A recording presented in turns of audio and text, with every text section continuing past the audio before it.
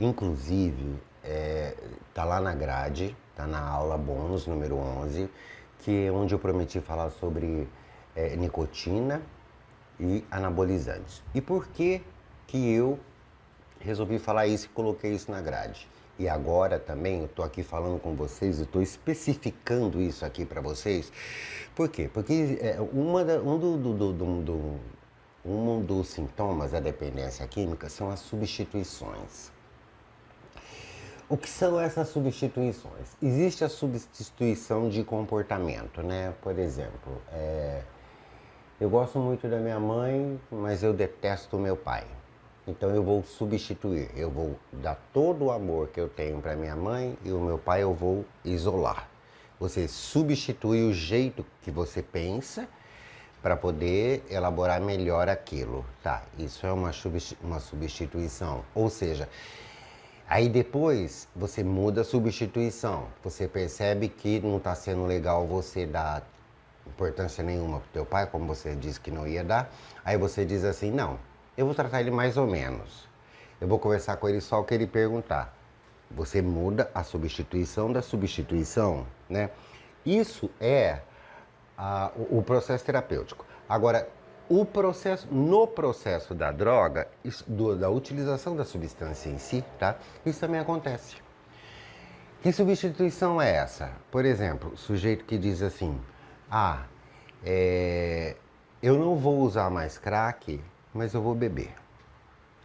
Eu não vou mais usar cocaína, mas eu vou fumar maconha. Isso é uma substituição, né? E quando o sujeito para de usar todas essas substâncias, quando ele para de usar crack, cocaína, maconha, álcool, né? Ele pode substituir também. E a maioria substitui. Por quê? A compulsão, a necessidade de estar utilizando alguma droga, ela vai deslocar. E aí, normalmente, desloca para o excesso de compras, para o sexo, né? Só que tanto o excesso de compra como o sexo, eu estou dando exemplos aqui, né? Não são legais, porque você percebe que não é legal, não está fazendo bem para a tua saúde aquilo, né? E também está criando confusão no aspecto social. Ninguém gosta de ter um relacionamento com uma pessoa que é compulsiva sexualmente. E ninguém gosta de ter por perto alguém que não tem controle nas suas compras, que está sempre com o cartão de crédito estourado, que ganha R$ 1.000 e gasta 10 mil, quer dizer, e você mesmo, né, a pessoa, o dependente químico mesmo, sente que não é legal isso. Então essas compulsões vão mudando, vão mudando. E tem duas, aliás são três, mas eu vou abordar duas. O café é uma delas, tá? O excesso de café. A nicotina, que é o cigarro, e os anabolizantes, aquelas substâncias utilizadas em academia, né? E nós vamos abordar aqui a nicotina e o anabolizante. Então vamos começar com a nicotina. O que é a nicotina? A nicotina é encontrada em todos os derivados do tabaco. Ela é uma droga que age estimulando o sistema nervoso central, fazendo com que ele funcione de uma maneira mais acelerada.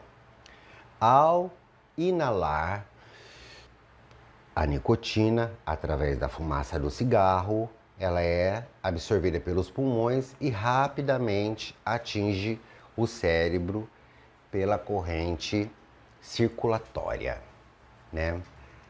Ao inalar a nicotina através da fumaça do cigarro, ela vai diretamente, atinge o cérebro diretamente através da corrente circulatória, como a gente já disse, né?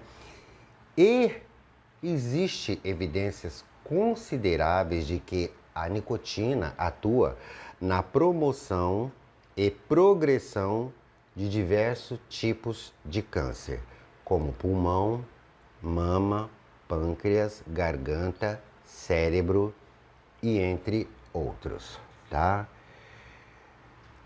Agora, por que a pessoa entra nessa substituição?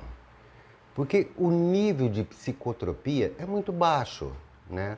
A pessoa levanta de manhã, não está bem, está precisando acelerar para poder trabalhar, para poder estudar, para poder fazer o que tem que fazer, né? Daí a pessoa, deixa eu fumar um cigarro, deixa eu tomar um café.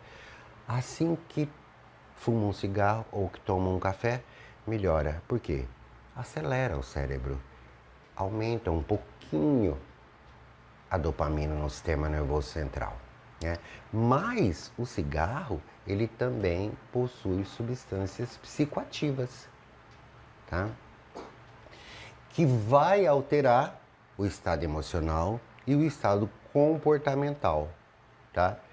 E isso vai induzir ao abuso do uso do cigarro e a dependência, né? A nicotina, ela é uma das substâncias mais viciantes que existe. Se você parar para pensar, né, você vai ver que o funcionamento da nicotina é muito parecido com o funcionamento do crack. Quer ver só?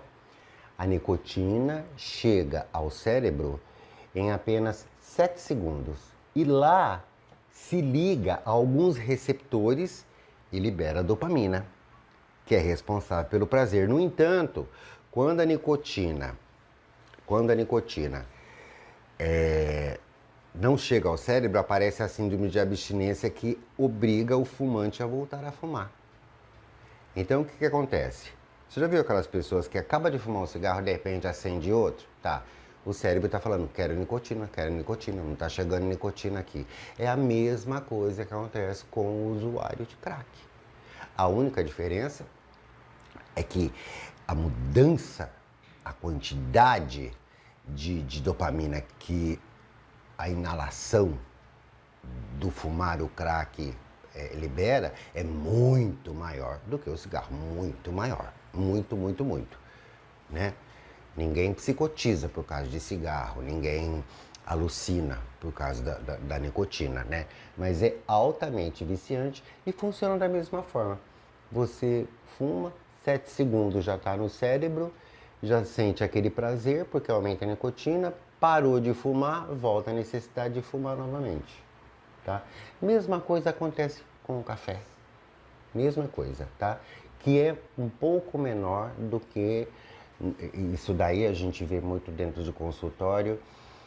Olha, tudo bem, eu até tomo um café, mas enquanto eu não fumo um cigarro, eu não chego lá, né?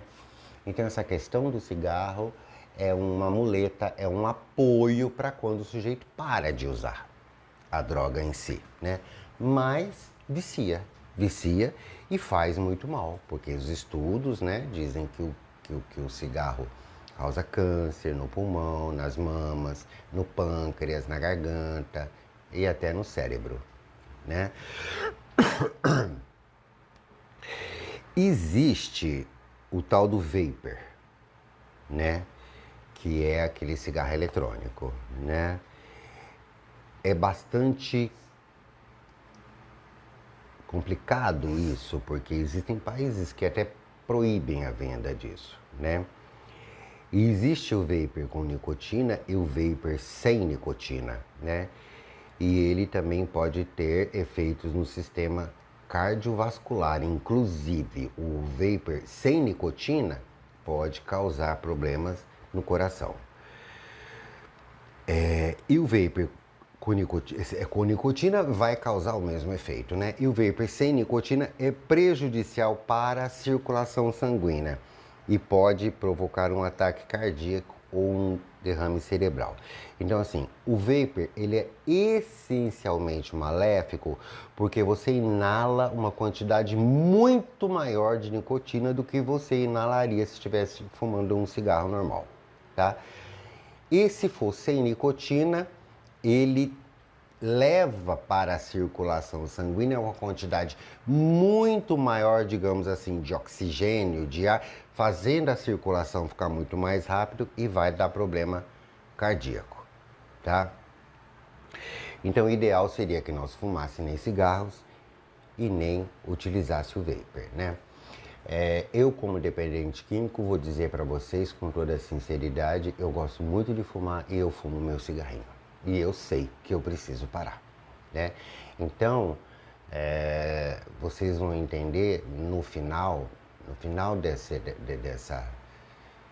desse discurso aqui, eu botei uma frase lá que diz assim que para você trabalhar o dependente químico, você tem que também ser um modelo de referência para ele, né?